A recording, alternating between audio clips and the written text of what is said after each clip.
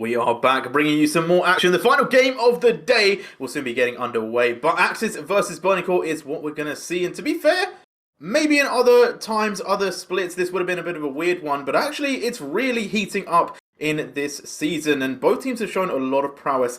And going into this game, I want to briefly talk. Well, actually, let's kick it off with top lane. Let's kick it off with top lane. A lot of weird picks have been happening. Obviously, Yep. Smite Poppy. Do you feel like we see some of that again? Namira, take it away. So, okay, the hilarious thing about this is there's kind of like weird picks on both sides, right? Because for those of you who are not even familiar with Ray Farkey on the other side for Burning Core, he's always been a Darius main. I remember like one of the very first games I cast in the LJL was Darius for Ray Farkey and Arias LeBlanc, like two signature picks just like popping off against each other. But against this AXIZ team, who've just gone towards Smite Poppy top, Smite Rakan top, other things like that too, this top lane is really hard to see how it's going to go, because I don't know if you want to do that against a hull breaker building Darius that just eventually just pushes down all your towers. Either way, this draft in this game for me, it has to start with my eyes looking at top lane. Yeah, indeed. And obviously, I will say, looking at both of the two teams, obviously coming into this, they've definitely beaten a lot of the measures that people would have set out for them. Some people are saying that maybe this is Burning Core's first proper game, except for Sengoku, to really prove themselves. Do you feel like they can keep that consistency that we've kind of seen previously in some of these games? Ooh. That's a very good question, because I look at both of these teams and I feel like they both overperformed compared to my expectations. AXIZ last split were maybe the second best team in the LJL, but outside of that split, they've always been a 8th to 6th place team, bottom end of the table sneaking into playoffs. Burning Core, obviously last split, they were the worst team in the LJL. Before that split as well, they were also not looking great for the entirety of last season, but they've typically been towards the mid-table. I feel like both these teams overperform compared to expectations, and I think that consistency is now a huge part of seeing, is this just a blip on the radar, or is this going to go further? I think both of these teams are looking to prove their consistency. To round it back to the question you actually asked. Yeah, no, indeed. And I want to hear from you for Grow as well. AXIZ, although top lane has been a key to their success, they've also played a lot around their bot lane. Do you feel like maybe that's kind of just the way they want to play once again? Because it has felt like a lot of their wins have come out off the back of their ADC. Right, yeah. Sanctuary is very good. Not the most familiar with both of these teams. I have seen a good bit of footage on AXIZ because I see them doing a lot of Smite top, and it actually seems to be working, which is like, oh no, you're the problem. So gonna see how they like to play on the yellow Yoshi. The yellow Yoshi's actually insane. Knows his role, knows what to do, and Songshu, yeah, Songshu's pretty good at League of Legends when facilitated correctly. So definitely gonna look around in that bot lane to see how that goes and the team play from AXIZ, or will Burning Core just like completely run over them? Yeah, and I guess a big question that I have is AXIZ, it feels like when they've lost, it's almost like they played themselves. I feel like there's definitely been some draft problems where maybe they didn't give themselves the best benefit of the doubt. Do you feel like if AXIZ come through with a strong comp, they are likely to win? Or do you feel like it's still all up in the air? I do feel if they get the tools that make them most comfortable, comfort picks make the world go round and such. I do think they can bring it to a very even game. Okay, first off, I'm suffering a syndrome known as Berlin Internet, so oh no, this is gonna be bad. Okay, well we'll keep the questions going. We'll keep talking about it because I will say, like, obviously coming in, this is my first season on LJL. Burning Court was told to me as just being, it's that meme. There's the dog in the house with the fire, and it's just they're trying to say they're okay, but it wasn't okay. They didn't win very many games last season, which is an overstatement. And coming into this game, they've really performed. Now admittedly, we can look and see, okay, V3, CGA, the Hawks, like, none of these teams are particularly impressed at the moment. So maybe they've just kind of gone off the back of, okay, we can beat all the losing teams. But I feel like this is the truest test for them. Like, this is the proper middle versus middle of the table. And one thing that I really liked from Burning Core was their real late game scaling comps. So the question I want to ask is, considering that we know AXIZ have finished some games really quickly, is it safe for Burning Core to still take those late game comps, or do they maybe need to push that timer a little bit further forward?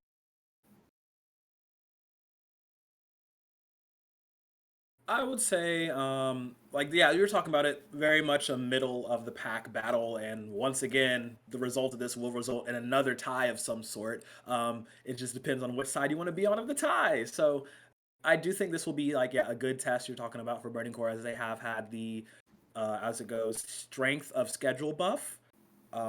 So I'm definitely thinking like, yeah, if there was a time to really test it, it would be this matchup, to see if they can actually stand that top four area, or if they're more so like the spoiler team, so to speak. Yeah, I don't know if we have Namiro back. Is Berlin internet Okay, still so I'm griefing going to you very harder briefly than my try and solo queue speak. I'm very teammates? lag. Okay, well, I'm going to try. So the thing is, I'm going to be speaking like 5 seconds after I'm hearing what you're saying, so it's going to be really hard to actually communicate anything. But anyway, I'm going to go on an elongated monologue so I can just talk to myself instead. I think that's a great way to deal with it. I think that AXIZ, they finally found an amount of success last split, and that was huge for this team. I don't know how the lack of expectations coming into this split is going to affect the mentality of this team. There's basically no one remaining from it now. You have Megamin still in that mid lane. But overall, this whole roster is one which has been through a whole rebuild phase. And what I love about that is that when they've come together with a new set of players with lower expectations on them, they've found a very clear identity of how to play, regardless of whether it's good or not. They've gone towards that smite tops, but they're trying to commit to something and trying to learn that. I think that's really important. I think if they stick to their guns and they play through a playstyle that they understand, that's going to benefit them a lot. I would like to see them try and go towards it again and show that they can continue learning on this style and bring it to all the teams in the league. Yeah, no, definitely, and I like that thought as well. And I guess I'm not really sure where the draft is. Hopefully, it will be coming shortly. But before we do get into the draft, is there any picks that you really want to see either of the teams play? We'll start with AXIZ. Are there any that you're really looking for? Okay, from the side of AXIZ, I mean, I think that Megaman's Vex looked really good. I think that's one thing which I want to highlight. I think that it's a hard pick to pull off, but I think it's really good to snowball games very, very effectively. And if AXIZ are playing towards this weird top lane meta, you need to snowball. You need to get a carry ahead, and I think the Vex is a very important part of that. I don't want to see him play Ahri and build Putrefier again, but I like the pick. I think it works again in terms of snowballing. I want to see snowball mids out of the mid lane. I want to see that smite top, and I think that's a big point for AXIZ. Yeah, for you, beautiful. Is there anything from AXIZ that you want to see again that they've maybe picked so far? Yeah. So, not gonna lie, I do want to see that Rakan top again, because that was nutty. The fact that it actually worked in the way that it did, I'm just kind of like, oh, all right, guys, that's a thing. It wasn't the best showing that they had from it, but you see a lot of these wacky ideas, and you were talking about, the team had the rebuilding phase. They're no expectations for real. They're just kind of doing whatever. I do like that kind of energy and the chaos that it can bring. So show me the wackiest picks you got. Show me what you think might work, and just Show me what you got. just completely shake it up, baby. Let's go. No, indeed. And talk about wacky picks, we can go on to Burning Core now as well. Obviously, they played Karthus before. I really liked the Karthus pick. I'm not gonna lie, I would love to see that again. Are there any other ones that you think, or are there any other picks that we haven't seen in the meta yet that you think are just kind of hiding in the shadows? I mean, the LJL is not great at picking up random picks. Random players will, but I mean, I think it's right to focus on Flawless, actually, because as much as I was talking about AXIZ, I mean, let's talk about Burning Core a bit, because Flawless, if he's going to play up farming AP junglers, hard carries, going towards something like, I mean, Diana also fits into that as a slightly more meta champion, but you've got that Karthus in the back pocket too. If you then have, like, Karthus and then someone, I don't know, someone picks up a Tristana, or you've got the Darius on the top side, that's actually a really powerful combo. If you're going to pick stuff like that, I'd love to see more solo kill able duelists in your solo lane. So maybe that's where they want to go. Yeah, useful. Any picks that you want to see, or any that Burning Core particularly have played? I would love to see, yeah, just more of those like strong carries coming out in the jungle, preferably. You were talking about they don't really play a lot of like randomness, a lot of like awkward off picks in the jungle pool. Viego's still pretty decent, I would say. Get a lot of those resets, a lot of those soul steals going. Would love to see that. The Xin Zhao is always a staple, always good. He's been good for a hot minute now. Now I think about it, wow. Yep, he's been good for a very long time. He's been in there, but just bringing out more power in the jungle, allow more agency for the team, and yeah, that's really all I can think of at the moment. Well, that's all well and good. We're going to get into the draft. Pickerman has begun. I'm going to leave it over to you two to take us through the final game of the day.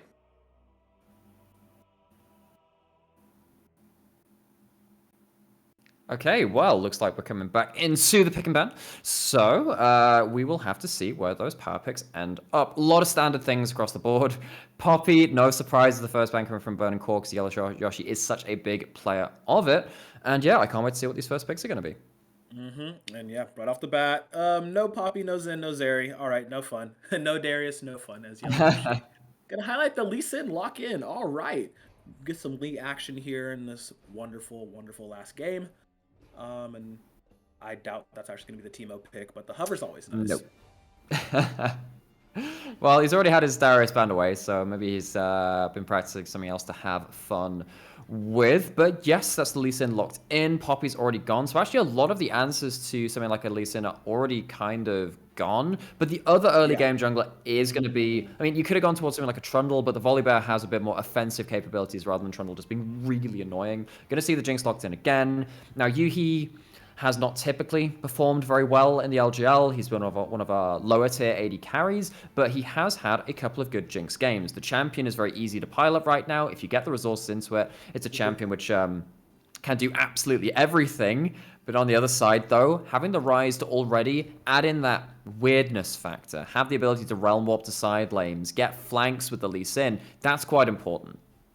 Oh, for sure. Yeah, the mobility of this team from AXIZ right now is pretty dope with the Lee Sin and the Rise now picking up to cover. Going into ban phase 2 here. So they hovered the Yuumi did AXIZ, and like part of me thinks they would pick it just well, that was before the Aphelios pick, right? But it's one of those champs that I mean, Aphelios Yuumi was briefly a thing when Yuumi was stronger, but yeah, probably not. I mean, Lee Sin Yuumi is a terrifying combination, and we've had some very good games of that in the LJL over time, but not something you really want to 2v2 with, particularly when Aphelios wants to win the first 3 waves or so and like get some good trades, potential kill threat.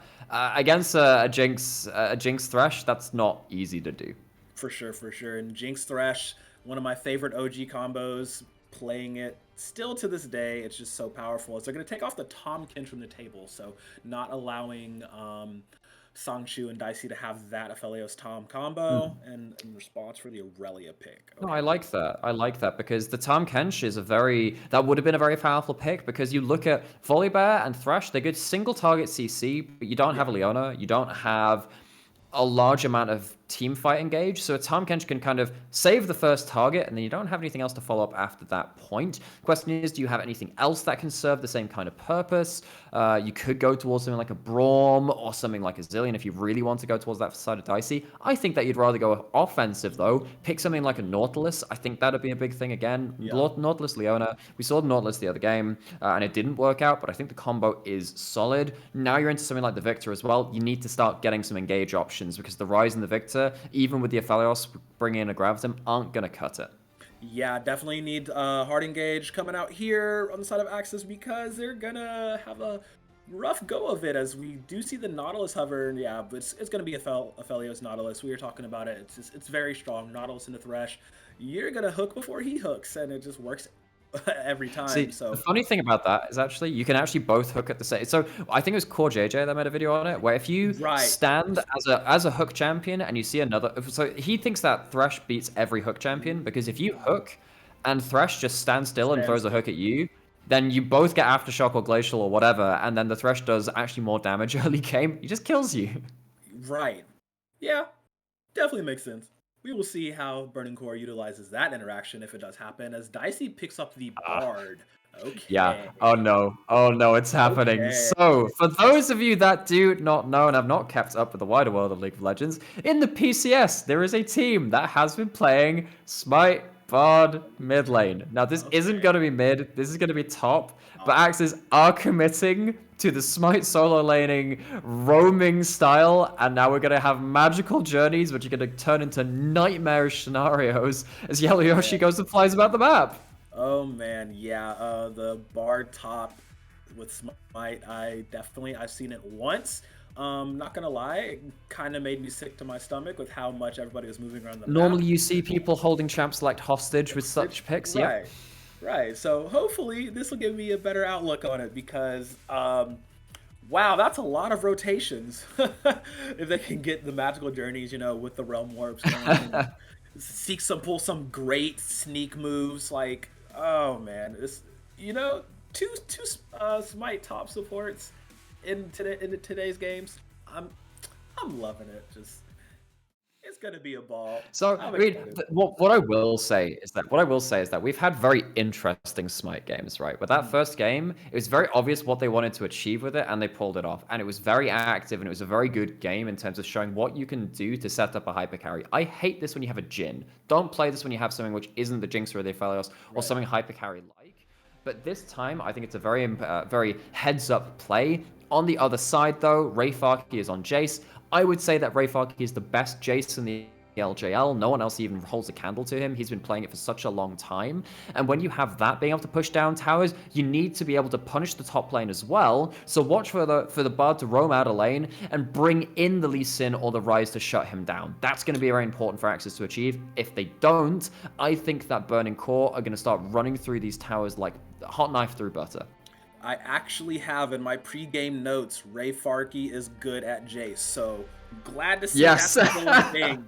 Yeah, and he's gonna have to do a lot of work to make sure this AXIZ team doesn't get whatever maniacal scheme they have going, as we are getting into the last game of the day. And off the bat, it's just a lot different of a tone than our previous game, as they're just gonna get the ward line set up and chill for a minute. They are. So, wards are put down, and another thing that's been put down is Yellow Yoshi starting the W on the Bard. Now, we saw this even from Support Bard a season or two ago. I want to see season 8, something like that. Where you drop all of these healing pots, effectively, into your lane, which allows your lane to play super aggro, run back, top off on HP, and then you get pot advantages. You get HP advantages. And so someone like Mega Man being able to brawl out with the Victor, who normally beats the Ryze a little bit earlier on, that's actually quite valuable. Now, you're not going to get, of course, your ability to start fighting as earlier because you're not starting with your level 1 Q, which is a very large amount of damage from the Bard, but I like the adaptation. AXIZ getting good value out of this pick. Yeah, I have seen, the W start, just extra sustain for your jungler, make them happy that they're not going low on these camps, and it's the buddy system, so looking to see that, as we do see the grab pop up. Ooh, 50-50 picks. Okay, it's a little bit split right down the middle. I love to see it. And yeah, we're just gonna pop in this top lane, see how Rayfarki is going to abuse this Yoshi for the start of this game. As yeah, just a lane in the state where he's not gonna be able to really get up there. Yeah. So it's not going to be something like, well, so obviously you did see the Smite used. It helps your Lee Sin, in this case, get a slightly faster start to the jungle. But you don't really want to be sat on low XP for a long time on Bard. Of course, you can get XP by fishing around for those meeps and those chimes across the map. But Yellow Yoshi, once he hits level 3, that's when I'm looking to see AXIZ turn online and see if they can make plays happen. If they don't manage to get that cleanly, if Rayfarki bullies him out, then we'll start seeing if Burning Core can play through their lanes, because they know that they're not playing against a farming top laner. For sure. And we'll have to see if it evolves into, just, all right, free lane for Rayfarki, just perma pushing forever. And he did also bring the TP, so maybe he'll have the better flanks in this game, as we are looking more towards the bot lane and just very, okay, hook for hook, all right, like the trade. Is they're just chilling out now. No crazy shenanigans happening so far, so it's a very tame laning phase all across the map here. And yeah, Nymeria, this is definitely a different outlook than before. And which team do you think is going to be more pressured to make the first? It's not as explosive as like game 1. It's not going to be crazy bot lane dives. It's going to be, yeah, we're waiting to see where, the first hammer blow will fall, right? And I will apologize again to viewers that sadly, Berlin does not have the best internet, which means that I'm going to be cutting in and out, and I'm going to have really bad lag. But luckily, it's a slower paced game. Don't need to worry about that right now. We can go a little bit slow. We can go and talk about this a bit more as Yellow Yoshi. Wait, did he just put the portal out of base, realize he didn't want to go that way, and then came back? That is so sad. He did. Oh man, the board portal mishap. Look, it happens. Like, if challenger It happens players to are everyone. It doing happens to the best of us. yeah, it's totally not making me feel bad about mine. So we're good. We do have the slower paced game, and yeah, just slow pushing across the maps. I would say even CS across the board, but Yellow Yoshi's not CSing, so nothing there. But Doesn't really count. Yeah. yeah, so just lots of vision placement going down around, and we do have this three-man cell of top jungle mid roaming down towards Burning Core's tower. Here we go, 5-man Nice. bot. You don't need Go teleports to do this 5-man. anymore. They're just going. Yep, and off the bat, we do see the jump in, flash out. Okay, so good job there.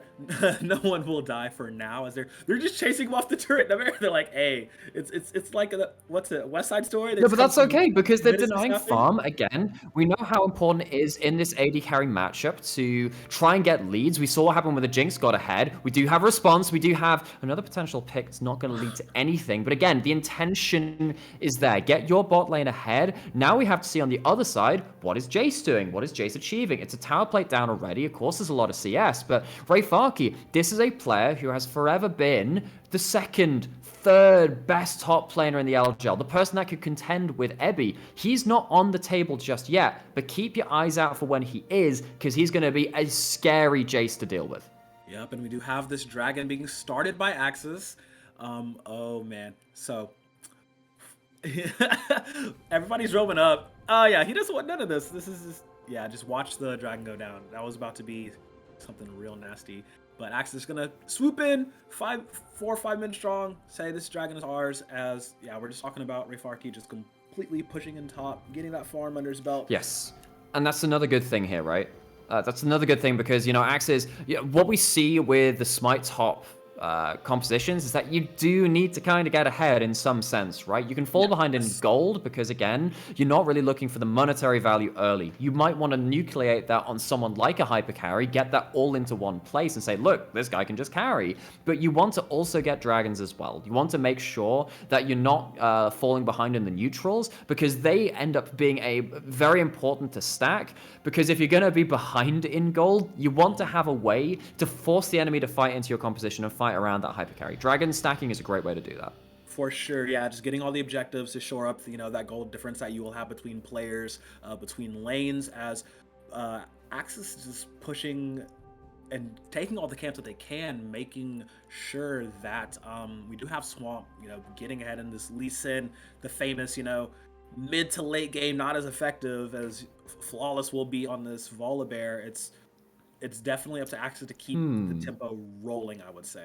You see, you know what? I'm gonna pull you up on that one because I think that Lee Sin's kicks in this game are gonna be really important. Now, Volibear is, particularly because it's Volibear. Volibear is great once you hit level 6 and around about level 11 as well, right? Your second tier ultimate really, really important, but you're not a Scion, you're not an Ornn, you're not going to be that tanky. And while you do have the ability to flash in, get some backline access, I feel like both of these junglers are going to be really important in shutting down the key carries, and particularly in AXIZ composition, I'm looking for Swamp to get really high value out of kicking people in, and they're going for the bot lane. Realm Warp comes in, TP play is down, it's going to be match man for man, as, well, unfortunately, Yellow Yoshi's going to go down fast. Great shock blast! Oh my goodness, Ray Farkey from downtown saying, what's up, guys, I'm here too. And yeah, that's going to be the tower dive. I mean, you can't discredit them for trying.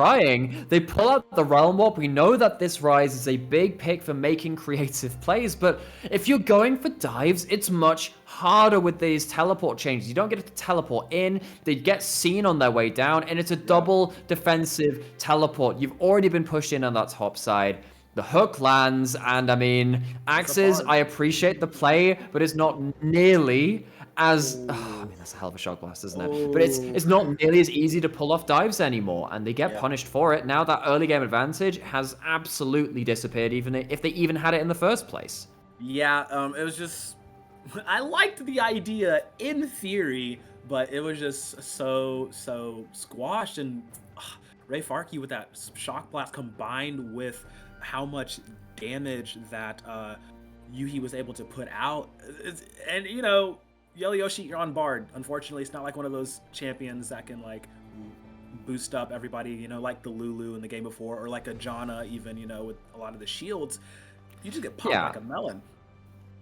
So I agree with that, but the whole idea is that it's still utility. It's offensive utility, and they can use it in situations like this. Okay, yeah, and they are jumping straight in. It's looking to have Fujimoto go down. Oh, that's a great play for great Swamp. pickup, Swamp. Yeah, we'll pick up 2. We do have Flawless here. We'll get 1 in return. And he just walks right into a hook, unfortunately. He has to ult out, Stormbreaker out. That works, okay. So, 2-for-1 situation in that tower dive. That one definitely went better than the first one. Yeah, but imagine what happens when you bring the Bard ultimate to the next time you do that. Yes. If you get the level 6 on Bard, that becomes really dangerous. Suddenly you have Realm Warp into that Tempered Fate, into everyone piling on. Question is, how long can they keep that up with it not being responded to in kind by Burning Core? Because you have stuff like, well, I mean, if Fujimoto turns up at the right time, you can see how powerful the Thresh is in situations like this. Obviously not going to be getting huge value out, but if this turns up and you've got that Jinx under tower and the Jinx survives because of it, things get very, very different. Now, AXIZ don't get the most value out of this play, but I love that both of these teams aren't sitting down and kind of just letting the game pass them by. If you compare these teams to themselves a year ago, well, maybe not a split ago for AXIZ, but a year ago for both of these teams, this is such a better look. I'm loving the fact that both these teams with low expectations are coming up to play their own game, and they're looking to play it out aggressively. Yeah, so they will pop Shelly down in Burning Core's bot lane. They're going to take this tower, and they're just looking to open up this map. And right around, we have Hextech Drake spawning here, so we're probably going to see another 5v5 here in Numenera. As just I think we are, because everyone's in the same area of the map. Let's check in on those ultimates. Still no Bard ult. Everything else available apart, well, I mean, I say that, but of course the Volibear ult was used too. So not all of the engage options around. And the Dragon has been started. AXIZ is going to actually choose to take the first tower of the game on bot side and see if they can get towards the fight. Yep, and yeah, the Dragon is so low. We're looking at Swamp to see if we can get the Smite Seal, but no. Flawless will grab it, but the fight is back on. Great. Oh, Jinx! Placement. Oh, Yuhi just popping people left and right as they will claim the Dragon and get 2 off the back of it. The rocket from downtown not going to kill anybody off of it, though. But yeah, okay, so but one again, we see Ray Farkey on the Jace, early amounts of gold, early mythic item comes in with a huge shock blast, which sets up the Jinx to succeed. So you know that the Aphelios isn't at this fight if you are Burning Core at this point. You are happy to stand here. Sure, tank that hook, whatever, that's fine. Even without the Volibear ult, manages to survive long enough. The gravity field is great, the shock blast is great, and AXIZ, that feels like a very rookie mistake. Your AD carry wasn't there. You need the Aphelios to fight. Don't approach the objective. If you're going to go for a steal, just let Lee Sin take a one-way trip and die for it. Yeah, that's definitely a situation they could have just left for Swamp to try and grab. Like we talked about it before the fight, I'll talk about it after the fight. Yellow Yoshi does not have that Tempered Fate, does not have that Bard ultimate available to use to, you know, stall these fights out or get these big catches. As speaking of catches, Ray Farkey, okay, yeah, he's gonna. I mean, Flawless is here with ults. Yep. There goes the depth charge out, has to flash to get out, lands the hook too, Nautilus hitbox OP, but Dicey will pay for his life for it, his transgressions, as they're looking to continue this fight, bringing it on, is it split, now has to run. Oh, there goes Flawless. Oh no, Flawless jumping straight over, he's tired of it, the bear is done, 4-0-3 on this volley here, he's trying to take everything into his own hands. And you know what? The last time we saw the tower dive, we were like, I wonder what happens if Burning Core turn up in time. Because it's great if AXIZ start rotating really quickly and they get to the towers first and there's no Thresh there and there's no Flawless there. But this is not the case in this fight. The solo laners of Burning Core, they have significant damage now. Dice drops an ultimate down, drops a grab field down, and people melt. Ray Farkey with the shock blast, very similar situation. And Burning Core, they've managed to, ever since that botched tower dive that AXIZ handed them, they've taken a firm control of this game, and Burning Core, they're actually looking quite impressive right now. Yeah, it's insane. Did you watch Arcane? Because I did, and there's one thing I pulled from that. Victor is kind of crazy, and Jace is just. Oh my god, we whole actually cat. missed this. We missed it. They have literally all 3 of the big arcane characters. They Yep. have Jinx, they have Jace, they have me in my later years of Victor. Yes, I know that meme keeps going on. But really, the star of this fight is not arcane at all. He's Freljordian, he's a little bit icier, and Flawless continues to impact these fights in such a big way. He's there to bail out the Jace at the first part. He's there to catch out Megaman as that he flash is oversteps, perfect. looking for the flank.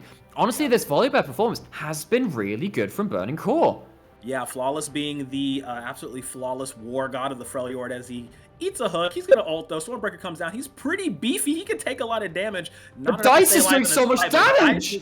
Dice is kind of ridiculous on this Victor. The man is cracked and gets a double for himself with a lot of excess damage coming out from Rayfarki on this Jace, who just is playing that supplementary damage. As Dice is going to walk down Sanctuary here. Yes, Flash! He's going to go under tower. He does have Flash available. Oh, dodge with the laser. One auto. Oh, here it comes. Sunshine! Yellow Yoshi, no way! The lantern is there. He's gonna take it. He gets the hook. He lands it. That's absolutely insane gameplay, and he's gonna keep going. Give this man all the kills. Put it in the Dice backpack as he gets a delayed quadra essentially. And if we are gonna talk about Burning Core as a whole unit, we talked about the Arcane Champions, talked about Flawless. Who didn't we mention? It was the Thresh, it was Fujimoto, coming into this split after spending so long on the DFM substitute roster, and oh my word, he is here to impress. So this starts off again with AXIZ trying to play around side lanes. I love the fact that they've realized that they can play around them. They're just not executing correctly on them. You need to be quicker to the play. You need to be more precise in your target selection, because if you're not hitting the Victor at this point, you are going to lose the fight. Look at the huge damage that comes out from the Victor. We're actually going to cut out of that replay. We're going to miss the hook play from Fujimoto, but seriously, go back, clip it, watch it again. Fujimoto managing to cut down Sanctuary after Sanctuary played the end of that fight so well. So exciting to watch. You know, I looked at this game and I was like, it's not going to be that great. You know, both these teams kind of lower tier, but they are turning up, they're shutting me up, and they're shutting me up with some great League of Legends. For sure, and I want to talk about in the picture that we didn't get to see, AXIZ started off that Herald and got it extremely low, and then Burning Core literally just said, hey kid, give me your lunch money, and just bullied them off of it. And took it. So like, that's just, you know, that's another thing they have going for them, as they're going to get the Herald, pop it mid. Shelly didn't crack it open the mid, but they're going to rotate over to this Dragon. Third Drake of the game. We do have ourselves a Windrake Rift here, and that's going to be fun for Burning Core to get if they grab the next subsequent ones. I mean, I think the soul itself is going to be...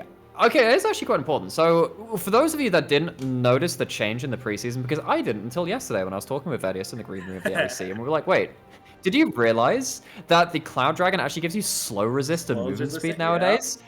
I was like, doesn't it give you ultimate haste anymore? Either way, Burning Core going to be moving that bit faster outside of combat. And if they get the soul, particularly for someone like Jace that's form shifting all the time and looking to play the long lanes, you know, when AXIZ were trying to play towards those side lanes, going to be much harder now. Everyone's going to be moving into position much faster. And even with the Rift itself, getting to those plays from both sides is going to make it much more snappy, that much more decisive. This fits, you know, I love that it's this Rift for this game in particular. Most of the time, Cloud Rift doesn't play into it, but because it's all about tower dives, all about side lanes, this is going to be super exciting to watch.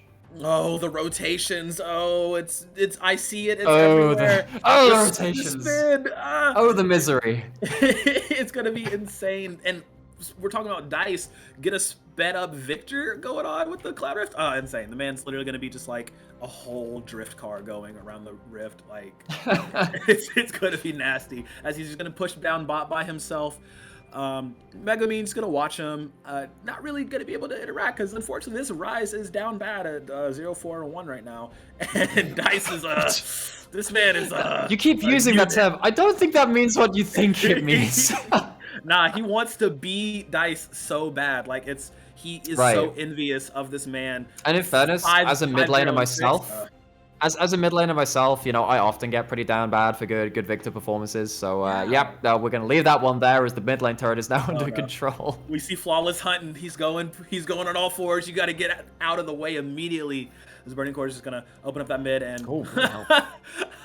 he with a little cheeky rocket there, just saying, hey, I will kill you in any instant as Dice is... Okay, so side lane plays again. Swamp is looking to see if he can pick someone off. This is where Lee Sin is actually really powerful. Look to see, they've got the Realm War coming in on top of it. Oh, Dice got to run for his life as he does have a lot of visitors coming. There's the magical journey. Yeah, he's going to have to pray to all the gods, but the one god he does have is Stopwatch. Flashes in. Stopwatch perfect. What is that turnaround? Downtown shooting barrels everywhere. Oh man, you thought you had Dicey, or you thought you had Dice, turn it around? No, absolutely not.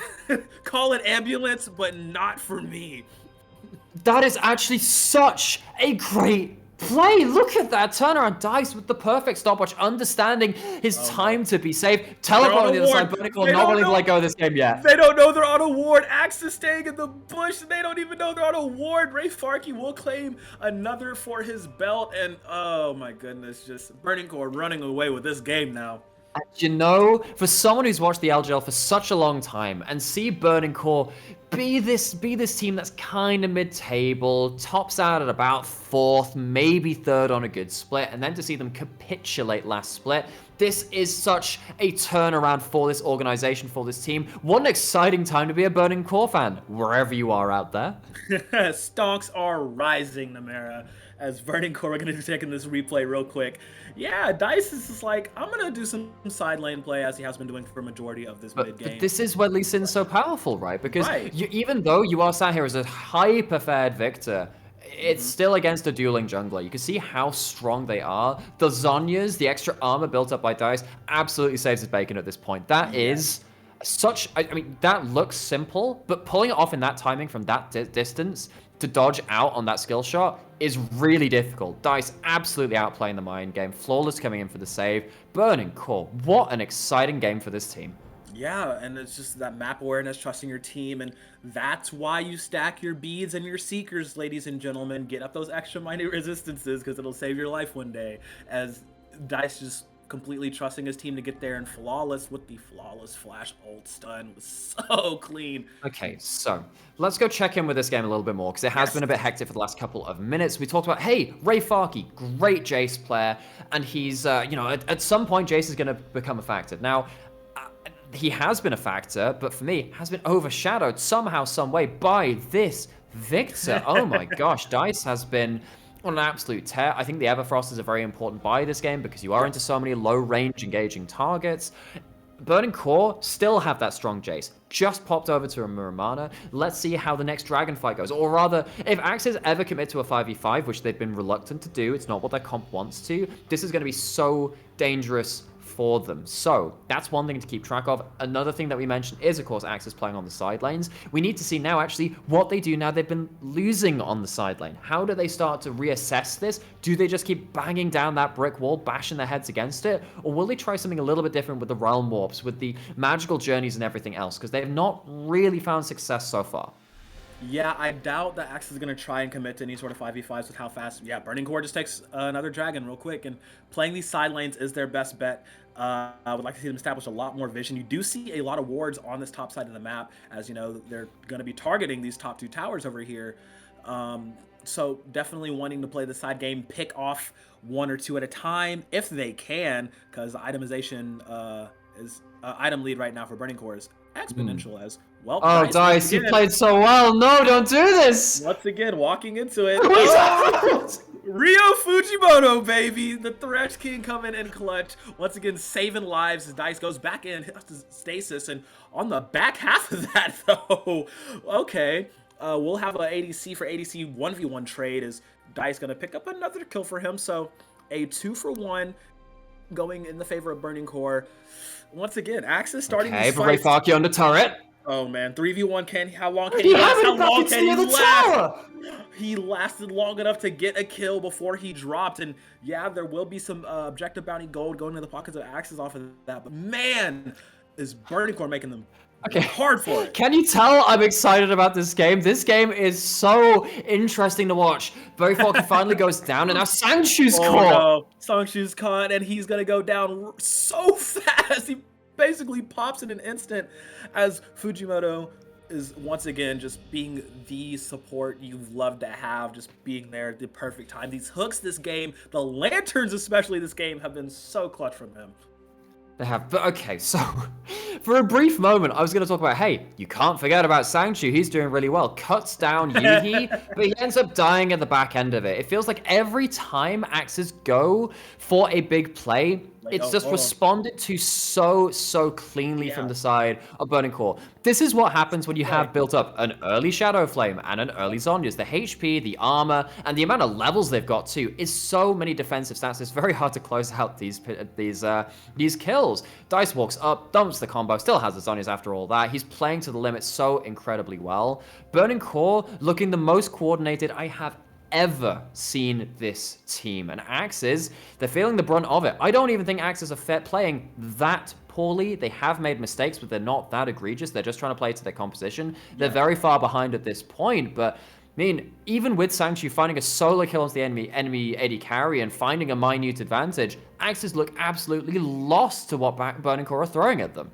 Yeah, and it harkens back again to the composition. Like you have this rotational comp that wants to get picks, wants to take objectives fast and get out of there. Meanwhile, Burning Core has this composition that says, "What's up, bro? Want to fight?" And they're taking the fight to AXIZ, and they literally just can't do anything. They're folding like paper, and it's really a testament to Burning Core's teamwork as working as such a 5-man squad all around the map to shore up these differences and have this massive gold lead out that they have, and 3 dragons to 1. Like, this is such a great look for this team that we were talking was very middle of the pack, but they're looking to break into that top echelon. They are. So, Burning Core, one to keep their eyes on if you weren't having your eyes there already. So, let's see what's going to happen in the next couple of minutes. We have a Baron that's been taken. We have a Soul in a minute and a half, which is going to be appearing when the Baron buff ends. Burning Core, though, sitting back, playing on 2 lanes. That is the maximum you can really play on. Because if you're trying to go 3 lanes against all of this map rotational play with the Realm Warp, with everything else, going to be very dangerous for you. So even with this lead, Burning Core playing out safely, playing out correctly, and they're grouping up as 5 now after this last turret, and they're diving it with the volley barrel. Yeah, there's just nothing that AXIZ can do in the face of a whole dive like that, as the Tempered Fate's gonna go a little shy of catching out some members. We do see Swamp on the backside gets a kick onto Ray. Oh my gosh, that's some damage. Oh yeah, so Ray Fark is going to 1v1 your jungle on the backside, and the rest of the team, Burning Core, they're just going to keep going forward. So they're going to take a tower, take another kill. Oh, what? I'm sorry, I'm over here choking all my words here. That was a crit. That was very much a crit. Yellow Yoshi almost just evaporating into thin air as Burning Core, they're looking to close this one out. Not without some resistance from AXIZ, and Sangshu will try to make something happen. Not enough damage, not enough items, as Burning Core will shut down the rebellion and walk themselves up to a great victory that they well deserved here in this game. Okay, and while I don't think the victor is the Emperor from Star Wars, if they shut down the rebellion, I think you'll find this mid laner is fully operational, deathless for DICE. I mean, for so long, Burning Core was the Once and Ray Farky show where they'd pop off or they'd die trying. Now, Once is gone. He left towards Sengoku. He had a fantastic game in his own right, just in the game beforehand. Flawless comes in from Burning Core. And for the first time in such a long time, it's not a single carry threat. The whole team pops off. They're all there together. And then you look at AXIZ on the other side. They did try. They had a good game, but you know what? I'm not going to keep rambling on. I think it's actually a great time for us to immediately bring back in J-Real if he's ready and talk through whatever the heck happened in all of these games. So yeah, I mean, Chris, a lovely producer for today, who's worked through so many technical difficulties. If you could bring us over to the 3 cams so we can talk through the rest of the day, that'd be very, very helpful.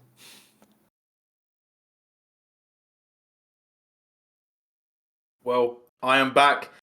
I want to kick it off with, you got to tip the beret, because that death ray made them pray. It was absolute insanity coming out from the victor. Dice be rolling them nat 20s today because hang on. I know you have Mad Rhymes Monday, and if you don't know about this, J-Reel does like a rhyme every Monday, and they're great. This is not the calendar day. I'm going to have words with your agent about your scheduling because this is just not on. Look, bars are but bars. Dice be rolling those nat 20s. All I'm going to say is Burning Core. They are heating up. Every single time I see them play, they seem to be getting better, and better. And this was no exception. And let's break it down. On top, did you vibe with it? Was it what you expected? Go on, Crow. You've been speaking so much about it. You can talk about the Smite Top and your juxtaposition of it. Unfortunately, I was gonna go, was it Pog or was it Grief? It was definitely on the Grief side of things this game. I saw the vision. I really did respect to Yoshi, but oh my god, it just was not working. And the early game was very difficult for them to get through the absolute unit that is Ray Farkey on that Jace, and it was all right. So maybe next time go for something different, but put it in the back burner for now. No, that's definitely fair. Obviously, we got to see two pretty opposing games, right? We got to see how AXIZ played that Smite Top versus how Sengoku played it, and obviously the Bard didn't really feel like it managed to work out. But I feel like a lot of that was down to the tower dives. I feel like Burning Core really played super well around those early tower dives. That was exactly what I wanted to. You've read my mind. You know, we didn't even get to talk about our post game, and Gerald's already here, coming in with like a ESP powers, reading my mind. Because I think the big difference between this game and the game before was you had a Gwen top lane that could teleport in, and like a Veigar that didn't really want to be there, compared to the Jace, who could immediately follow up with huge burst and cancel out that dive, and then also, having the Victor doing similar things. The immediate turnaround damage from those teleports was so much higher this game, and that's why you could see these dives going so much more poorly for the Smite Top team. You need to be very aware that you finish off the dive in an instant, or you don't do it at all. You bait out the teleports, you leave, you come back to do it a second time. AXIZ didn't quite have that steps like 3 and 4 ready. They had step 1 and 2 ready to get the dive there, but after that point, they weren't really set up to deal with it. Burning Core took a huge advantage, and after that point, you're playing against a Jace that can push down your towers and everything. Yeah, it all started from that dive. Yeah, it did. And obviously there was a few moments. I feel like Burning Core just in general were just faster. It felt like they were around the map more. We saw AXIZ try and make players proactively, but Burning Core just had the source. They were there. They were ready to make those movements. And I don't know, like beautiful. Just you can pick any moment of this game and just talk about it. Because have you ever played the game Halo Combat Evolved? Oh boy. So there's a very fun line in the very opening scene of that game, which is my favorite game of all times, where it's like, how did they get here? Well, you know them. The Burning Covenant have always been faster. They just like slip space drive through into the bot lane. That's it. They don't even use teleports. They've got slip space drives. Welcome to the new sci-fi trilogy of the LJL. Honestly, like Burning Core were always there just when you thought they weren't gonna be there. Surprise, we're here. And it's like, wait a minute, you're the one with the magical journey and the realm warp. How are they beating us in these rotations? They're just better. Like, just absolutely built different. Ray Farkey is ridiculous. Dice on Victor. Just don't give it to him now. Just don't. At this point, just don't. After that performance, bro, that's permaban. That's on the permaban list. If I'm every coach and analyst right now, I'm like, all right, boys, so what we're going to do is ban Victor, and we might have a chance. So just the absolute craziness, like the ability for them to reverse a lot of the dives that were happening. Like AXIZ did have a few good dives planned out, but it was a combination of the area that Dice was able to command with the Victor, and also Flawless, who was living up to his name. Huge game. Oh my goodness, Big Bear doing big boy things like Rick Ross, big time, but like the man was just facilitating and soaking up so much damage, so many cooldowns, and just being such a bro for the team. And Burning Core really impressed me with this game. You know, and I don't even think AXIZ played badly. I just think Burning Core looked so good, and it's just really hard to kind of like take that away from them. They really just stormed it. But you talked a little bit in the cast about Arcane buff. Obviously, we've all seen the show. We all know the league definitely adjusted the numbers. But which Arcane member do you think had the best game in this one? I mean, I can't really vote for anyone else, but with the cheekbones and everything, I do feel like it was a little bit of a Victor diff. You could have picked a Graves in top lane; it would have been quite similar. Thinking about it, there were a couple of. I mean, I think the Graves and the Jace do quite a similar job in what would have happened this game. That Victor was just, I don't know, something else. I don't think any other champion could have done what Victor did in that competition in terms of being able to be like such a big chase down mage with such huge survivability through the shields and the itemization, getting ahead early, and just raw damage. Serious impact from that Victor. Yeah, okay, and with that, we are going to move on to some of the other games from today. You guys described this as maybe down bad for AXIZ, but let's go to down sad. The Hawks once again not finding the win this morning, and CGA picking up the dub. How did you guys feel about that game? Did you watch it? So I was okay. So I've had a very long. I wouldn't say a long week. I've had a very long 3 weeks or so. It's been a long year, and it's not even a couple of months into it yet. But either way, I did manage to catch up a couple of clips from what happened earlier, and I think it's very important to visit a point about teams that Blank has been on in the LJL. They've typically started slowly, and this is very much a slow start again. Last time we saw Blank in the LGL was 2020. He played on Sengoku back then. He had kind of kept on from the 2019 roster, and he built up, well, Sengoku built up a super team-ish for the LGL around him. They had Yutori Miyashi, one of the greatest AD carries that this region has seen. He's gone on to coaching now, so he's retired from professional play. They had so many great players on that team, and they sucked for like half a split. And he was playing Rek'Sai and doing bad. Like, he was doing real bad. But then you got to about week 4, and then they started turning it on. So they had to get like 8 games under their belt, rather, at that point. But this is still a very slow start for what should have been a real super team. They're dropping games to teams which I don't think they should have done. On the other side, I think CGA have been playing up, but CGA are not a team which I had a lot of expectations for. So I'm a little disappointed in the Hawks. I would hope they would have got their stuff together by this point. But we're going to have to wait a little longer. Luckily, it's a triple round robin. There are more games to do that in. But either way, that doesn't excuse how poor of a start it's been for them.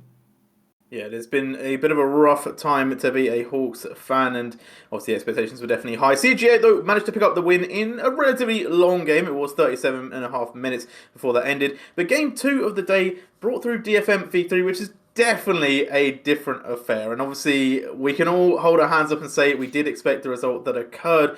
But, Beautiful, did you expect it to be as dominant as it was from DFM? I'm gonna be real. Waking up and checking in and seeing DFM just completely blasting. I'm like, all right, that's fair. It's a DFM show, so it was a little surprising with how little resistance V3 was putting up, but we expected the result and we got it. So right, I'm gonna make a hot take here. So get your cameras rolling.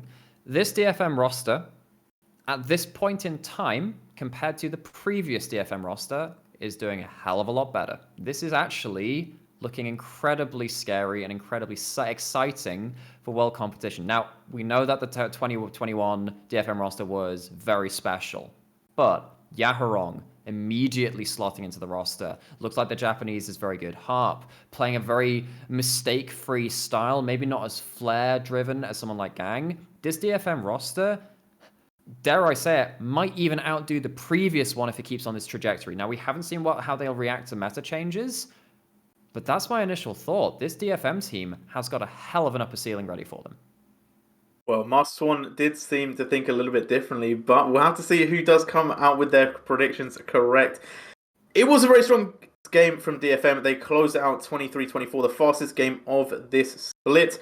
And unfortunately for V3, they broke their own record basically by how fast they can lose a game, which is a little bit sad. But as I said, stop playing on Sundays. That's just when it all goes down bad for them. But on to the third game of the day. Rascal Jess is taking on Sengoku, and what a game this was. This, to be honest, I don't know which game was better, this one or the fourth game, but this one was a banger.